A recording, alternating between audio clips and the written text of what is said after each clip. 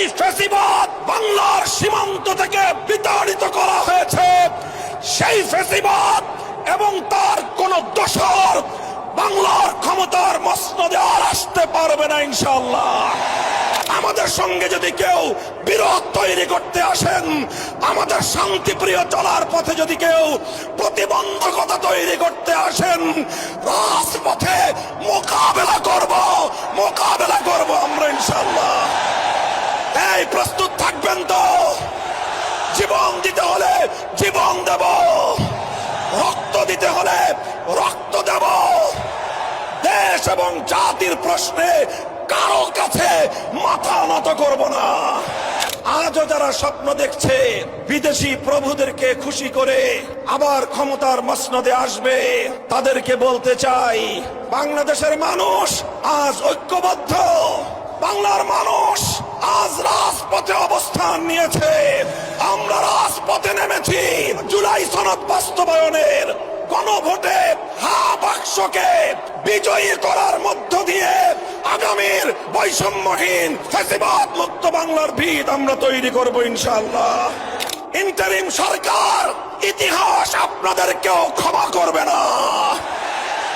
ইতিহাস কাউকে ক্ষমা করে না। মনে রাখবেন, ইতিহাসের দায়ে পরিশোধ করতে পারবেন না, কলঙ্ক নিয়ে বিদায় নিতে হবে। মাথা নত করেছি একজনের কাছে। কার কাছে? ইনশাআল্লাহ আল্লাহর রহমতে আগামীর বাংলাদেশ হবে ইসলামের বাংলাদেশ।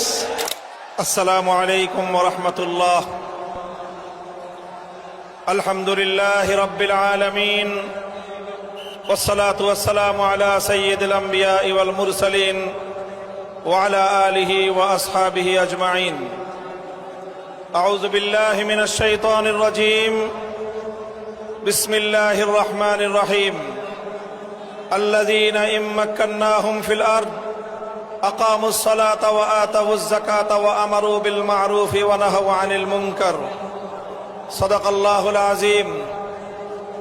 আন্দোলনরত ৮ দলের উদ্যোগে আয়োজিত খুলনা বিভাগীয় মহাসমাবেশে উপস্থিত সংগ্রামী সভাপতি, ইসলামী আন্দোলন বাংলাদেশের মোহতারাম আমির পীর সাহেব চরমনাই হযরত সৈয়দ মুফতি মোহাম্মদ রেজাউল করিম, উপস্থিত সম্মানিত প্রধান অতিথি, বাংলাদেশ জামাতে ইসলামের আমির জনাব ডক্টর শফিকুর রহমান সহ আন্দোলনরত ৮ দলের কেন্দ্রীয় নেতৃবৃন্দ,